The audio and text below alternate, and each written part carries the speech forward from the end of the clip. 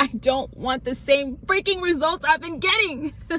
What is going on, YouTube family? Anisu here. Thank you guys so much for joining me for yet another video. Wait, hold on. All right, guys. So this is going to be a really short video because I have to get ready to go to work.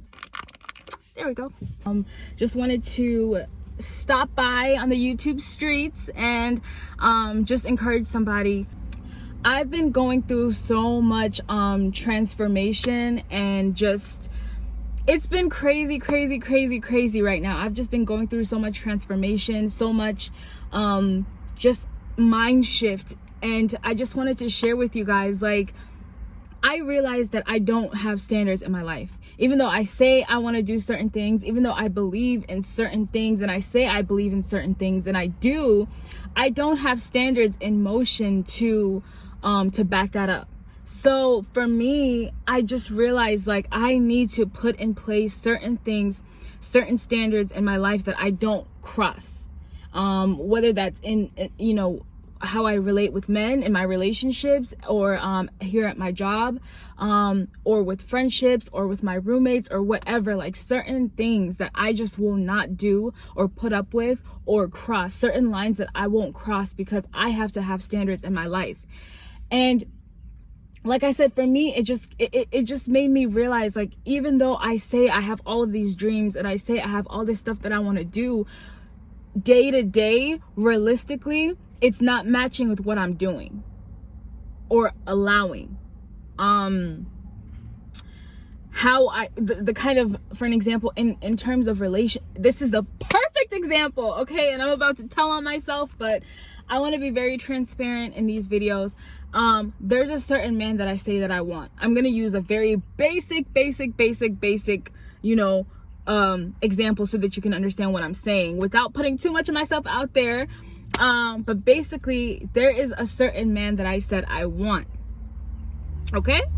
And certain things that I said I will not deal with. Okay? For me, I don't smoke. I don't smoke weed. I don't smoke cigarettes. I don't smoke the vape pens. None of that. I don't do any of that stuff. So the man that I'm dealing with, I don't want him to smoke. I don't want to deal with somebody who smokes. And I feel like that's fair. And if you get offended by that, I'm sorry. It is what it is. I said what I said. And I don't want to deal with somebody who smokes because I don't smoke. And I don't believe in any kind of smoking whatsoever. None. In my last situationships, because they weren't really relationships, my last two situationships should have never really happened. If I was going by that standard that I set for myself, if I was going by what I had said that I wanted in a man, that those two situations never would have happened because both of those men smoked, and heavy. I really had to be honest with myself and say, you're saying one thing and doing the complete opposite. You're saying you're looking for this kind of man, and you are actually entertaining men who are completely opposite of what you want. It just doesn't make sense. Even though I had said that I don't want to deal with somebody who smokes, my standards weren't set in place, and I didn't respect what I had said. Okay? I didn't have those standards. I didn't have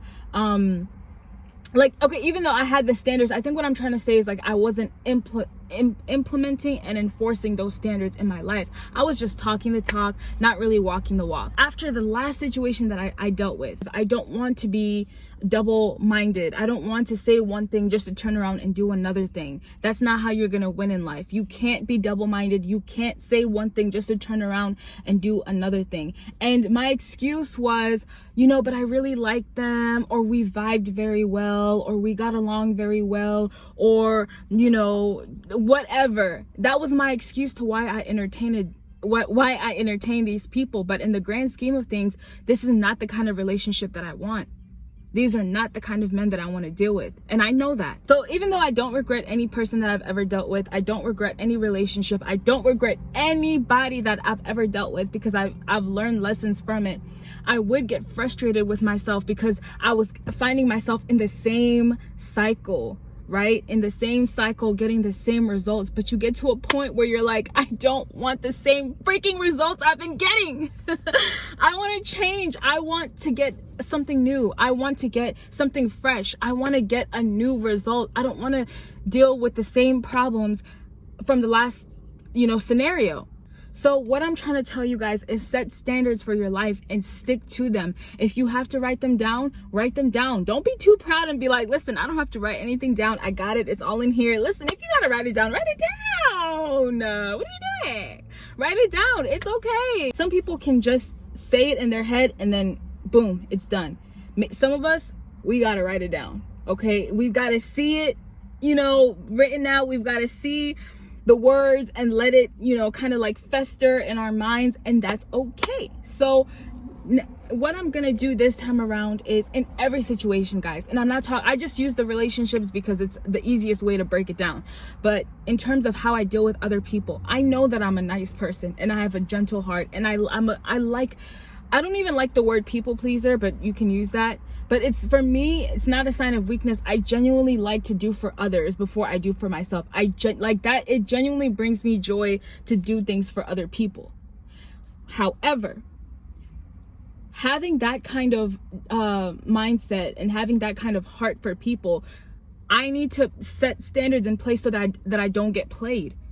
Because there's no need to be foolish. You don't want to be foolish. You don't want to be played. You don't want somebody to take you for a ride. So setting standards in relationships in terms of friends and family and things like that. Setting standards with coworkers. I'm going to put a separate video about coworkers and what's been going on with my coworkers. But just having those standards in my life and setting standards and telling myself, I'm not going to cross this line with a coworker, or I'm not going to cross this line with a boyfriend, or I'm not going to cross this line with my roommate.